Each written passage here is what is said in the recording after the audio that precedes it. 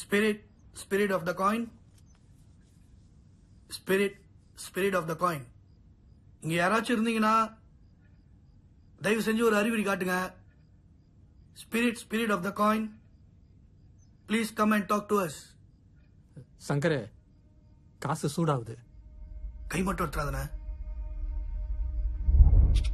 ஓ, அம்மால என்னடா அது? என்ன ஸ்பெல் பண்ணுதுன்னு பாரு.